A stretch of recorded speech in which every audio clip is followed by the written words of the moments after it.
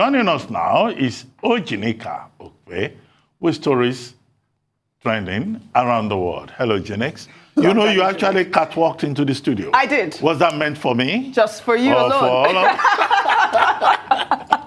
You asked for it. Okay. Good morning. How was it was your excellent. trip? I missed you all. I missed you, Tundra, especially. I need you to debrief me. You know I'm living vicariously through you. Yes, I need to know every detail. Tonight, I'll tell everything. Good morning, Rufai. So is it the catwalk he didn't see in Dubai, he's seen now? Live. The runway is no longer Live. No, I had to do it for him because he was asking for the sachet. This was a special one. We need a longer runway. For special effects. See from side to side, really in the maroon. You know. Oh, I knew. You see, I wore this dress just for you, Rufai. Yes, man, you know it now. Well, all right. Good morning to you, viewers. Here are some of the stories that are trending across the globe. In the United States, Adam Mosseri, the head of Instagram on Wednesday, had a face-off with senators angry over revelations of how the photo-sharing platform can harm young users. Mosseri defended the company's conduct and the efficacy of its new safety measures and challenged the assertion that Instagram has been shown by research to be addictive for young people. He insisted that Instagram has an estimated 1 billion users of all ages. In India, tributes pour in for the country's most senior military officer, Chief of Defense Staff, General Bipin Rawat, his wife, Madhulika Rawat, and 11 others who died on board an Indian Air Force helicopter, which crashed on Wednesday afternoon. The ill-fated aircraft, conveying 14 persons, had a lone survivor, Group Captain Varun Singh, who is being treated for injuries at the military hospital in Wellington. In Bangladesh, 20 university students were sentenced to death on Wednesday for the 2019 murder of 21-year-old Abra Fahad, who slammed the country's Prime Minister Sheik Hasina for signing a water-sharing deal with India on social media.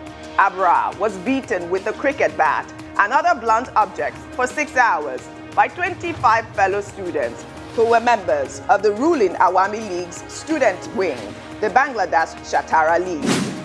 In Nigeria, the Parents' Forum at Darwin College in the Lekki area of Lagos State on Wednesday evening held a candlelight procession in honor of Sylvester Oromoni, who allegedly died from injuries sustained during an assault by 5 of his schoolmates who wanted to initiate him into cultism. The parents carried placards with photographs of the late 12-year-old student, demanding justice. Trust and obey, for there's no other way to be happy in Jesus, but to trust and obey. Under sports, the Albert Einstein Hospital in Sao Paulo confirmed on Wednesday that 81-year-old Brazilian football legend PELE is in stable condition and is expected to be released in the coming days after undergoing treatment for a colon tumor. The 3-time World Cup winner underwent surgery to remove the tumor in September and spent nearly a month in the hospital. Finally, under entertainment, Nenya Uche, defense attorney for actor Jussie Smollett, accused Nigerian brothers Abimbola and Olabinjo OSUNDAIRO of being sophisticated liars and the worst type of criminals for alleging that Jussie Smollett paid them $3,500 to carry out fake anti-gay racist attack on him in January 2019. On Wednesday, the jury deliberated if Smollett will be found guilty on 6 counts of a low-level felony for making what prosecutors say was a false police report about the alleged attack. Well, let's begin what's trending. Controversial Islamic cleric Sheik Gumi on Wednesday denounced his advocacy for bandits following their declaration as terrorists by the Federal High Court in Abuja. The cleric, who has been urging the federal government to grant bandits a general amnesty, as it was done to the militants in the Niger Delta, said his efforts were for the sake of peace and economic prosperity of Nigeria. But the campaign was sabotage. The cleric further stated that it was dangerous for him to continue to engage with the bandits now that they have been declared terrorists. The bandits have been viciously kidnapping and killing their captives across Zamfara, Katsina, Kaduna, Benue, and Sokoto states. On Monday, 23 travelers were burnt to death in a bus attack in Sokoto state by this terrorist. Well, I guess Sheik Gumi can now be granted amnesty because I'm sure a lot of Nigeria will disagree with him. I don't think that he was trying to get peace. I think he was fueling these terrorists, and his intervention has been nothing but inflammatory. But I wanted to talk about the attack that happened on Monday. It was so sad. Yesterday, there were more revelations about the people that were involved in that bus attack. One of them was a pregnant woman, and she actually gave birth and was burned. It was so sad, so difficult for me to bear, really. To be honest with you, Oji, you're not going to be surprised. I've taken to skipping some stories. Yeah. I have to protect my mental health. It gets too much. We sit here day in, day out, talking about crimes of immeasurable monstrosity. So lately, I try to avoid them. And it just shows exactly why so many people were offended and they were outraged by Sheik Gumi's intervention. Yes. He gave a literal meaning to devil's advocate. Correct. It's one thing to talk about how the Nigerian state has failed us all. So many public figures do, from Professor Tomori to Sheik Gumi, about how the Nigerian state fails its citizens and make them, resort to all kinds of things. It's quite another to then demonize the victims and sort of present some kind of hagiography of deranged criminals who burn people alive. This is just the latest in a litany of horrendous crimes that they have committed. So I'm really glad that he has seen the error of his ways and has decided to stop his completely wrong-headed advocacy. But I regret the fact, on his behalf, that he stopped short of apologizing to Nigeria. Absolutely. For ever taking the side of people who are unleashing this manner of terror on the rest of us. He owes us an apology, quite frankly. Agree with you too, Dr. No, I do not think that the issue is about an apology. If you are waiting for an apology, you will not get it. I'm not waiting the for an position apology. that Sheik Gumi has taken is even in itself a critique of the Nigerian state and the response of the Nigerian state to his various recommendations in the past. One, he had taken it upon himself to engage with these bandits. He visited many camps, some of those camps, the main hideouts of bandits and terrorists in Nigeria. And on the basis of his interaction, and he had a team of persons, who went around with him, including our good friend, Professor Usman Yusuf. He gave feedback to the Nigerian authorities that these bandits are bandits or terrorists or whatever you call them because of their anger against the Nigerian state, because they feel they've been deprived, because they think the Nigerian state has not been fair to them. And his consistent recommendation was that the Nigerian authorities should engage with them. He likened them, those bandits that he engaged with, to Niger Delta militants, and he asked for amnesty for them. On all of these scores, many Nigerians disagreed with him because they thought that he was comparing apples and oranges. Yes. And of course, somewhere down the line, there was also some indication that the Nigerian government had invited him for questioning, but he denied that. It did not happen. On many occasions, we had said perhaps the Nigerian government should engage him, listen to him, if there's anything useful in whatever he was saying. Now, the position of the Nigerian, a significant majority, is that, look, these are not just bandits. They are terrorists. Within the purview of the definition of terrorism, in the Terrorism Amendment Act, Terrorism Prevention Amendment Act of 2013, whereby if for political reasons you wage war or raise arms against the state, then you are classified as a terrorist. Yes. If you use the means of intimidation and coercion, to achieve your political ends, then, of course, you are a terrorist. If you disrupt the lives of other individuals, innocent people, in a manner not prescribed by law, then, of course, you are classified under that law as a terrorist. Now, DPP in the Federal Capital Territory, the PPP in the Office of the Attorney General of the Federation, recently sought an ex parte application before a Federal High Court in Abuja. And the Federal High Court in Abuja handed out the ruling that indeed, within the definition of that Terrorism Act of 2013, bandits are also terrorists. Okay? And that was celebrated by persons who had been asking for that kind of resolution. And the Attorney General also said, well, this is the position of the law as of today. And that has not been challenged in the court of law. Okay, so what do I think of Sheik Gumi's statement? I think Sheik Gumi is merely protecting himself. It's an act on his part of self-preservation. Because what the law says clearly also is that if you aid and abet terrorism, then you are liable under the law. So it is interesting to see Sheik Gumi seeing the court of law because he's not. All of his I mean, he's an educated man. He's a medical doctor. He was in the military, so he knows the security implications. So if the position of the law is this, then of course, you know, as a very clever person, he will quickly say, oh, he will not intervene again. Indeed. Because he doesn't want the Nigerian state. He probably thinks the ruling was targeted at him. People in his position may be tempted to think in that direction. But whatever it is, the Nigerian state has a responsibility beyond Gumi and whatever he thinks, and no matter how clever he thinks he is, to deal with the issue of terrorism in Nigeria, of banditry, of criminality, of impunity on steroids in Nigeria, in different parts of Nigeria. That's the responsibility of the state. So Gumi may be a stakeholder who is making a contribution. The bigger responsibility lies with the Nigerian state to make sure that every one of us living in this territory, whether we are foreigners or we are citizens, whether we carry the Nigerian passport or not, that the Nigerian state, on behalf of all of us, exercises the international mandate that the state has a responsibility to protect everyone within its territory. That's the mandate for the Nigerian government. Very well said, Dr. Abati.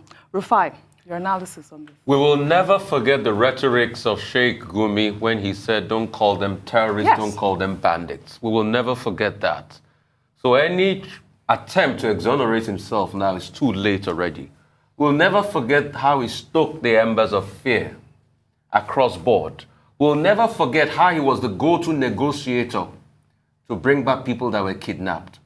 We'll never forget all this he did.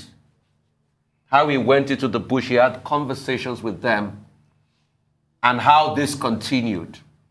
We'll never forget how he compared these bandits, these killers, these terrorists, to Niger Delta militants that we all know what they were fighting for then. And once amnesty was given, they stopped whatever fight they had and they made peace. We saw the oil spill in Nembe. We saw the effect on people. That's what those people were fighting for. These were criminals that were supported by a certain man that was once a captain in the Nigerian army. We will never forget how this same Sheik Gumi tried to sow discord in the Nigerian army. We remember the case of Christian and Muslim soldiers. So what is he saying now?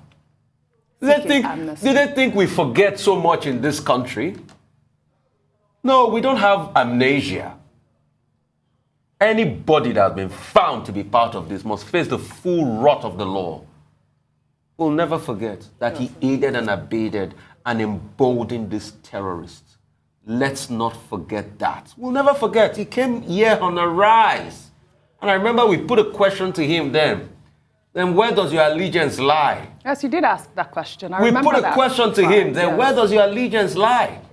If you support these people, it still goes back to the fact that, you see, when we can't tell ourselves the truth in a country, when we all deceive ourselves and we can't collectively call out evil, and like I said yesterday, like President Eisenhower said, when we live in a country where people value privilege over purpose, we can't see evil and call it out collectively, but because it slants and favors our side, then we have lost it. The man in us died. All right, Rufai. We'll take another story. Reports reaching us indicate that police officers and civil servants in the federal government's ministries and agencies have been advised to spend their salaries for the month of November wisely because their salaries for the month of December may not be processed until January 2022.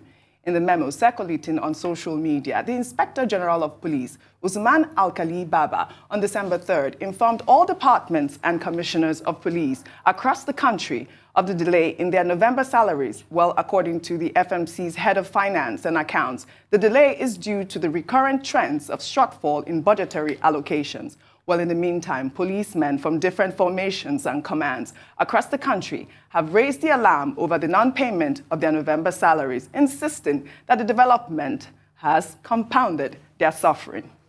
Well, in another development, a kidnapper's den was discovered behind a police checkpoint along Auchi-Abuja expressway by travelers accessing the route last week. In a video that has now gone viral, bullets, lighters, and tear gas canisters were found in the building that was believed to have been housed by an insane man. Well, let's take a look before we come back for a discussion on both stories. This is the 2nd of December 2021, and something happened around Auchi-Abuja expressway. A bus load of passengers were kidnapped, and the driver was also kidnapped. And it was said that at this particular place that the thing happened, there's always a checkpoint here, mounted by policemen, where this thing happened. And behind there is a house. And it was also said that a madman lives here. But can you believe we found this here?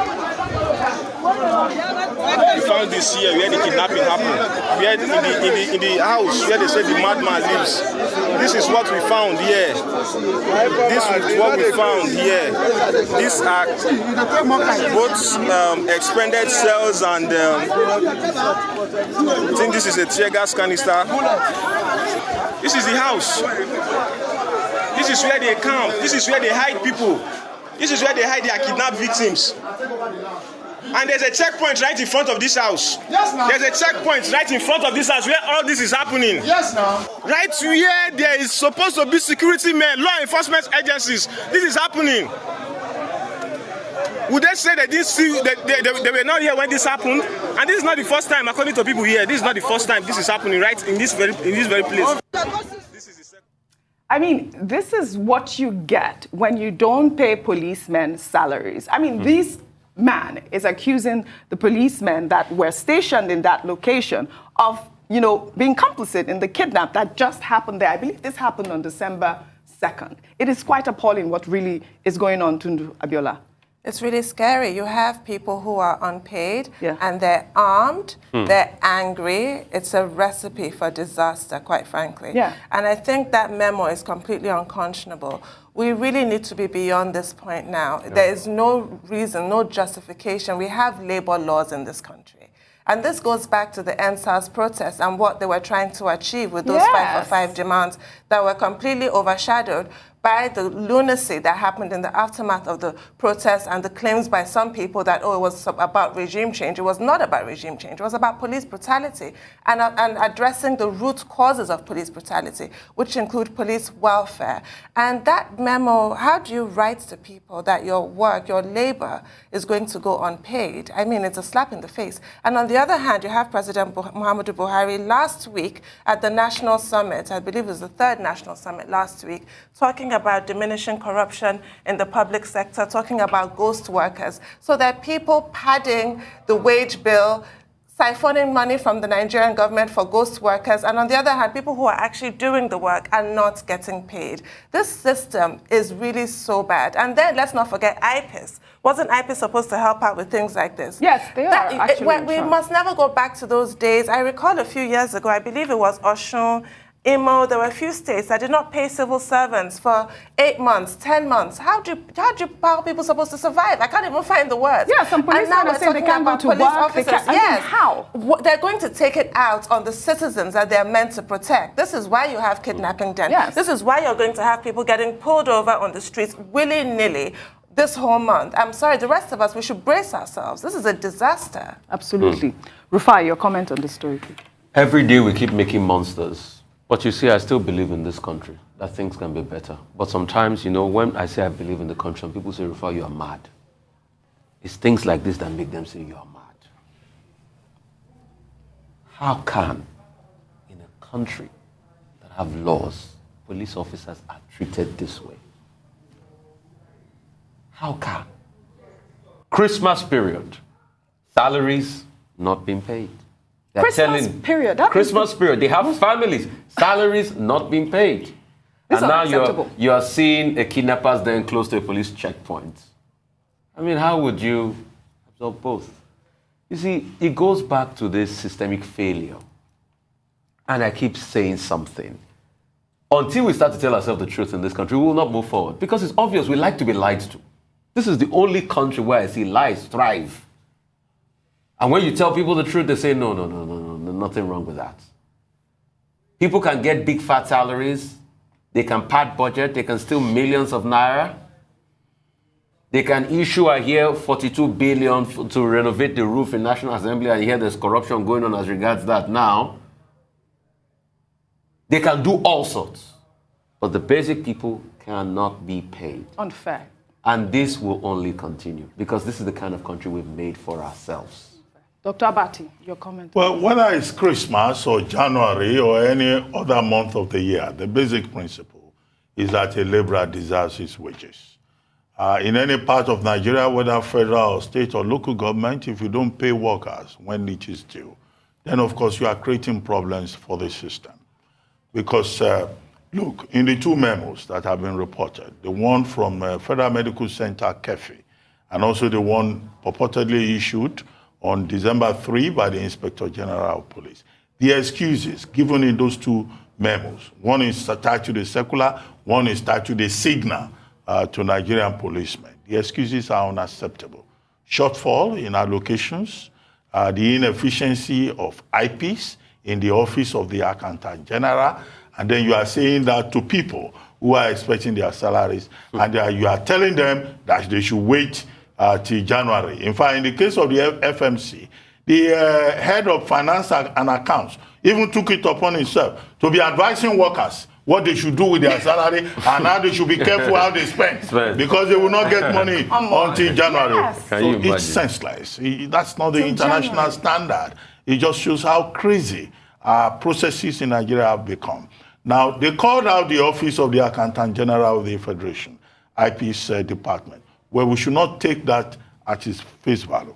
I think that the Office of the Accountant General has a responsibility to come forward and either confirm this story that people will not be paid their salaries or not. Perfect. I raise that because we also hear stories that sometimes these monies are disbursed and some big men in some of these agencies will sit on the money for 30 days to collect interest. Can you imagine? That is why an investigation is important, so that the heads of some of these agencies, are not just promoting corruption.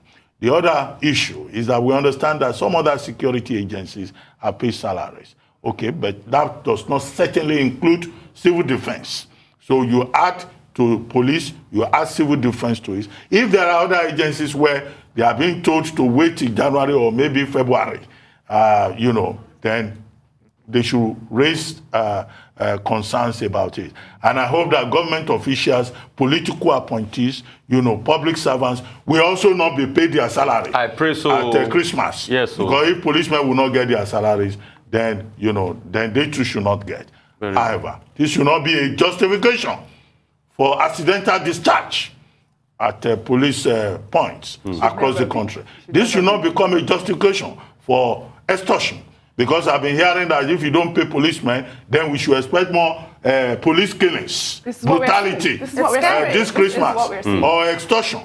No, I don't think that Nigerians should be put in a situation whereby we are being told policemen have not been paid and we have to put small money on in our pockets so that as you move around during Utah, we have to buy our freedom. That shows how badly the state has failed. And that's unacceptable in any civilized community. Right then, we'll take our final story. A 9-year-old pupil, Jadel Ojokayode, of Treasure Trove Montessori School in Osun State, who was vying for the position of head boy, has won the hearts of many Nigerians after delivering an outstanding campaign speech that has now gone viral. Let's take a look. The great Muhammad Ali once said, What keeps me going is goals. I believe this is true for myself as well. If you have nothing to aim for, you have no motivation, no dreams, and no desire. I wouldn't be standing here for this respected role of head boy if I didn't have these three things.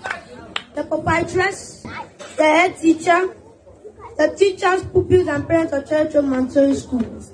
I bid you not only a pleasant but a cordial good morning. Yes, And I have the school authority to thank for that. Thank you, ma'am. My name is Jadel Ojokayode, upcoming graduate of the class of 2022, aspiring inventor, future visionary, and more presently, the next head boy.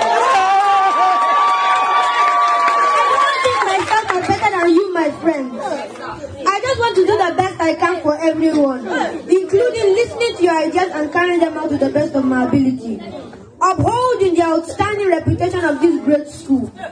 This is your chance to pick me to represent your voice. This school has done so many great things for me, and I genuinely want to pay back in my last year. As the coach goes, I cannot make the days longer, but I can strive to make them better. On this premise, I challenge you, my fellow pupils and parents of Treasure Trove Montessori School. Vote for innovation. Vote for transformation. Vote for progress. Vote for me. And I promise not to let you down. So help me God. Oh God, everyone, I voted for this boy. I wish I could vote for him. He is completely outstanding. Unfortunately, he did not win it. I mean, he became assistant. Yes, Tundu. Sorry, he was the assistant head boy. I guess the boy who won it, who was right here, he was very relatable. I guess he made everyone laugh, and I think that was why he won. I'm not sure, but this is what we love to see in our Nigerian schools. I was so impressed with that school, really. Yeah. I'm totally impressed. The head boy and the assistant head boy are massively impressive, and they're going to go far. Can you imagine what these children can accomplish? And this is exactly why hope springs eternal. For this country, it is well with Nigeria. Yes. It made me very happy this morning. I'm very proud of that. A feel-good story. Just to put the point like this, that in many schools of the Federation, both private and public, in our time, you didn't have to compete for the position of head boy or assistant head boy. The teachers decided on their own. But under a democratic dispensation, we see many of these schools teaching the children democracy. If you want a position of responsibility in the school, then you campaign for it. And I think it's a tradition, a growing tradition that is important, that is good. So it's nationwide. And there's a takeaway lesson here. Jadel, that's the young man's name, Jadel Ojokayode. Yes, he was the most articulate, he did well. But the headmistress of the school pointed out that he didn't win because he's an introvert. He's not very sociable. So other students didn't feel, enthusiastic about voting for him. They voted for the boy who became the head boy because that one is an extrovert. He has many friends, he's very charismatic, and he also is involved in dancing classes in the school. So he's more popular. So it's about popularity. So charisma is also important. It's not just about oratory. And I think that leaders can learn from this example. That sometimes you may be the best man for the job, but there may be other considerations. And may I add quickly, they were interviewed on a radio station in Oshogbo. This happened in Oshogbo, Osun State. And both of them said they are best of friends. They congratulated each other, and they said they were going to work together for the betterment of their school. Our presidents are here. Adult society can learn from that. Which is the point. Thank you very much, Ojunika. Good to have you back from the wrong way to the studio.